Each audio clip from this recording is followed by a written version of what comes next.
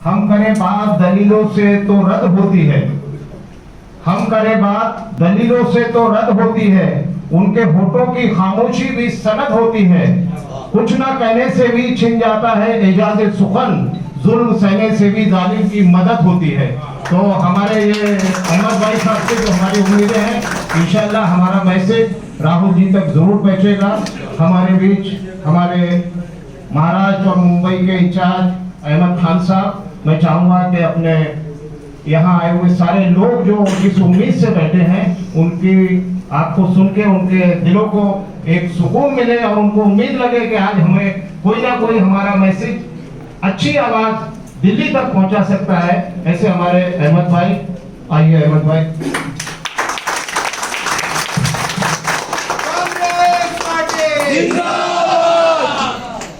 बहुत शुक्रिया बब्बू खान साहब। सबसे पहले तो मैं यहाँ तमाम ही लोग जो इकट्ठा हैं और जो लोग आज एयरपोर्ट पे मुझे लेने के लिए गए, मैं उनका तहे दिल से शुक्रिया अदा करता हूँ कि आपने अपने कीमती वक्त में से मुझ जैसे नाचीज के लिए वक्त निकाला और मेरा स्वागत सत्कार किया। यहाँ मौजूद इकबाल साहब, नासिर साहब, आसिम साहब, सरवर साहब, जुहैब साहब, फिरोज साहब, आजम साहब, कयूम साहब, आसिफ साहब, रईस साहब, जब्बार साहब, साजिद साहब, खलील साहब, नाजुमा साहिबा, हिना साहिबा, बाकी लोगों से माजरत क्योंकि इतने ही लोगों के नाम लिए गए थे, वो मैंने लिख लिए थे। इंशाल्लाह जब हमारी आपकी मुलाकात रहेगी तो मुझे सबके नाम भी याद होंगे, चेहरे भी याद होंगे और किसके दिल में क्या बात है उसको भी मैं अपने पास याददाश्त में रखूंगा कि मैं उसकी मदद करूँ। साथियों, शेर सुनाए जा रहे थे और ये भी बताया गया कि यहाँ तकलीफें हैं, और वो तकलीफें यही नहीं हर जगह हैं। अक़लियतों के साथ हुकूमत भी कहीं कहीं ऐसा सौतेला बर्ताव करती है। तो मैं भी बब्बू भाई अगर आपकी इजाजत हो तो एक शेर सुना देता हूँ कि एक दो जख्म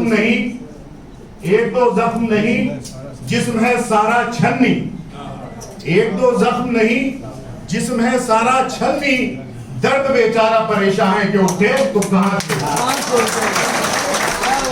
शायद इस शेर के माध्यम से, क्योंकि वक्त की कमी है और आप लोगों के चेहरे पे जो थकन है, 1-1.5-2 घंटे से आप मेरा इंतजार कर रहे थे, मैंने शायद आप लोगों के दिल के जो एहसास है वो शेर के माध्यम से मैंने समझाने की कोशिश की कि जो बात आपके दिल में है वो मेरे दिल में भी आ चुकी है और मेरे दिमाग में भी आ चुकी है। दोस्तों, मैं छोटा सा कार्य करता हूं। एनएसयूआई के जमाने से राजनीति शुरू करी, एनएसयूआई का मुरादाबाद जिले का जिलाध्यक्ष रहा, मेहनत करी, बूथ मजबूत किया, करता गया तो अल्लाह ताला ने पिछली कमेटी में बिहार और तेलंगाना का प्रभार दिलाया था और इस कमेटी में बिहार और तेलंगाना के साथ साथ मुंबई और महाराष्ट्र का भी प्रभार उनको दिया गया। ये बात मैं इसलिए बता रहा हूँ, ये बात मैं इसलिए नहीं बता रहा हूँ कि ये कुछ मैं अपनी बढ़ाई कर रहा हूँ या ये मैं बताना चाहता हूँ कि मैं आज 4 राज्यों का प्रभारी हूँ। मैं सिर्फ ये बताना चाहता हूँ, अगर आप ईमानदारी से, मेहनत से, लगन के साथ कोई काम करते रहेंगे तो इंशाअल्लाह अजीज देर से आए लेकिन मंजिल आपके पास जरूर। साथियों, जैसा कि नसीम साहब ने यहाँ बताया, एक हॉस्पिटल की प्रॉब्लम बताई कि हॉस्पिटल बनके तैयार है लेकिन स्टार्ट नहीं किया जा रहा। दूसरी प्रॉब्लम बताई कि कहीं कूड़ा डलता है, डंपिंग ग्राउंड है जिसपे कोर्ट का आदेश हो गया है लेकिन उसके बाद भी वहां पड़ रहा है। ऐसे ही कयूम साहब जो हमारे दूसरे जिला अध्यक्ष साहब थे, इन्होंने बताया कि फ्रंटल स्टेटस मिलना चाहिए, बूथ कमेटियों में हमें हिस्सेदारी मिलना चाहिए और माइनॉरिटी के लोगों को इज्जत मिलनी चाहिए।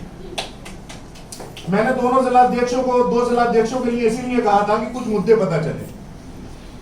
एक मेरी आदत है, मैं बोलता कम हूं जब कांग्रेस परिवार के लोग बैठे होते हैं, मैं काम ज्यादा करने में यकीन रखता हूं। यही वजह थी मैंने अपने दोनों जिला चेयरमैनों की बात नोट करी। ये तेजी से बोल रहे थे लेकिन उसके बावजूद भी मैंने नोट करी। मैं आप लोगों को भी ये भरोसा दिलाना चाहता हूं, जब तक महाराष्ट्र का प्रभारी मैं रहूंगा और मेरे चेयरमैन इमरान प्रतापगढ़ी साहब रहेंगे, इंशाअल्लाह अजीज आपकी इज्जत का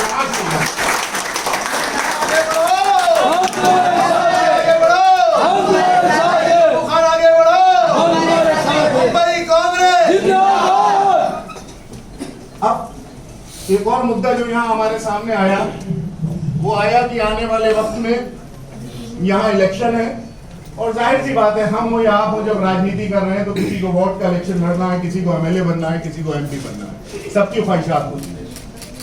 साथियों, ख्वाहिशात होना कोई गलत बात नहीं है, लेकिन उन ख्वाहिशात को पूरा करने के लिए क्या हम वो काम कर रहे हैं जिस पे चलते हुए वो ख्वाहिशात हमारी पूरी हो सकती हैं, हमें इसको भी ऑडिट करना पड़ेगा। जब चुनाव होता है तो चुनाव को दो भाग में बांट दीजिए।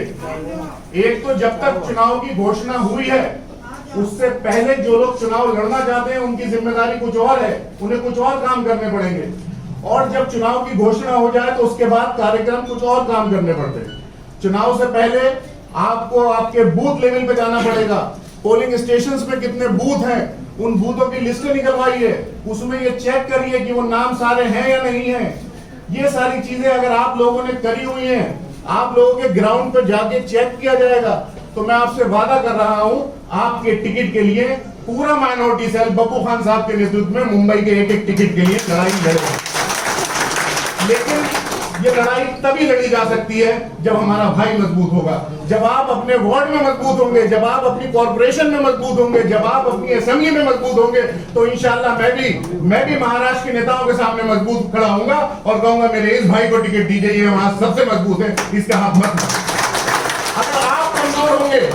अगर आप कमजोर होंगे तो बब्बू खान साहब प्रदेश में कमजोर होंगे, मैं प्रभारी होते हुए कमजोर होऊंगा, और माजरत के साथ कहता हूं फिर हम आपकी कोई मदद नहीं कर पाएंगे।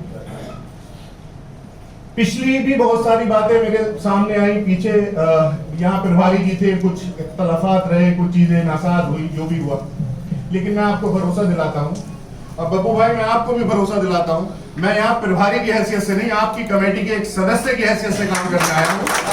और बब्बू भाई मैं आपकी कमेटी के सदस्य की हैसियत से नहीं, जो आपका असेंबली का चेयरमैन है उसकी असेंबली में मैं उसके कमेटी के सदस्य की हैसियत से काम कर रहा हूँ। आप लोगों को जितनी मदद मुझसे चाहिए, मेरी जो हैसियत है, मैं जिस लायक भी दिल्ली के गलियारों में आपकी आवाज पहुंचा सकता हूं, मैं इंशाअल्लाह अजीज आपकी आवाज पहुंचाऊंगा। अगला जो एक मुद्दा था वो ये भी था मेरी आज की विजिट का कि आप लोगों से मुलाकात हो जाए, हम लोग एक दूसरे को थोड़ा बहुत समझ पाए, और दूसरा ये था जो लंबे समय से डिपार्टमेंट के अंदर काम कर रहे हैं, जैसे जिलाध्यक्ष जी हैं हमारे, और लोग भी होंगे, जिला चेयरमैन साहब हैं, जो लोग लंबे समय से डिपार्टमेंट के अंदर काम कर रहे हैं उनको प्रमोट किया जाए, उनको मेन बॉडी में लाया जाए अगर वो चाहते हैं, या उनको उनका हक मिलना चाहिए जो इतने लंबे समय से उन्होंने मेहनत करी है। ऐसे जो भी लोग हैं गुजारिश करूंगा उनकी एक सूची बना लीजिए। मैं कल 10 बजे से 12 बजे के बीच में होटल में रहूंगा, वह लोग अपना बायोडेटा ले आए और उस बायोडेटा के साथ वो क्या चाहते हैं वो भी लिख के ले आए। उस पर भी मैं माननीय राष्ट्रीय चेयरमैन इमरान प्रतापगढ़ी साहब को अवगत कराऊंगा और उनकी लड़ाई अभी से लड़ना शुरू करूंगा। एक और बात है कि बहन ने हमारी कहा कि इमरान प्रतापगढ़ी जी का कार्यक्रम मिलना चाहिए। इमरान प्रतापगढ़ी जी का कार्यक्रम की डेट है 27 तारीख और है नांदेड़ में। आपके महाराष्ट्र में आ चुके हैं, जितने भी साथी हमारे यहाँ से नांदेड़ जा सके, बब्बू भाई नांदेड़ रहेंगे, अपनी पूरी टीम को लेके जाएंगे, मैं हैदराबाद से रिसीव करूंगा और हैदराबाद से वहां लेके आऊंगा। तो आप लोग ज्यादा से ज्यादा पहुंचिए। जब नांदेड़ में आ गए तो आपसे वायदा कर रहा हूं, अगली विजिट अगर महाराष्ट्र में कहीं होगी तो वो मुंबई के अंदर होगी। बब्बू भाई मैं आपसे एक गुजारिश और करूंगा, एक 5 या 8 लोगों की कमेटी बना दी जाए। माननीय चेयरमैन साहब चेयरमैन बनने के बाद पहली बार महाराष्ट्र के अंदर आ रहे हैं और नांदेड़ में आ रहे हैं, तो वो निगरानी कमेटी उनके कार्यक्रम की बन जाए, जिससे कि सारी तैयारियां वहां सही ढंग से हो जाएं। वहां जो विधायक जी हैं वो सारे मेरे कॉन्ट्रैक्ट में हैं, मैं उनसे उन लोगों का वो कमेटी भेज दूंगा तो उनकी मदद भी हो जाएगी। तो साथियों ये तो सारी बातें थी सिलसिलेवार। अब हम थोड़ी सी सियासी गुफ्तगू भी कर लेते हैं। देखिए मैं जिस राज्य से आता हूं वहां 32 साल से सरकार नहीं है, यानी कि जब से मैंने होश संभाला है मैंने वहां सरकार ही नहीं देखी, लेकिन उसके बावजूद भी हम वहां लड़ाई लड़ रहे हैं कांग्रेस की, सिर्फ एक उम्मीद होती है कि अरे हमारे यहाँ नहीं है तो क्या हुआ, महाराष्ट्र में तो है, अरे हमारे यहाँ नहीं है तो क्या हुआ, राजस्थान में तो है, अरे हमारे यहाँ नहीं है तो क्या हुआ, उत्तराखंड में तो है, जहां आती जाती रहती। आप लोगों को भी पार्टी में जो कमियां हैं उसको समझना होगा। वो कमियां मुझे भी मालूम है, मैं भी, जैसे आप किसी जिले से आते हैं, मैं भी किसी जिले से आता हूँ, वो कमियां हमें भी मालूम है, लेकिन उन कमियों को निगाह में रखते हुए उनसे आगे कैसे निकलना है वो भी काम आपको करना पड़ेगा। वो और कोई दूसरा आदमी आपकी मदद नहीं कर सकता। और सियासत में कुर्सी की लड़ाई है। अगर आप माइनॉरिटी का कोई व्यक्ति ये सोचता है कि मैं जाऊं मेन बॉडी की मीटिंग में और मुझे कुर्सी मिल जाए, तो वो कुर्सी ऐसे नहीं मिलेगी। या तो आपको कुछ करके दिखाना होगा या फिर वो कुर्सी आपको छीननी होगी।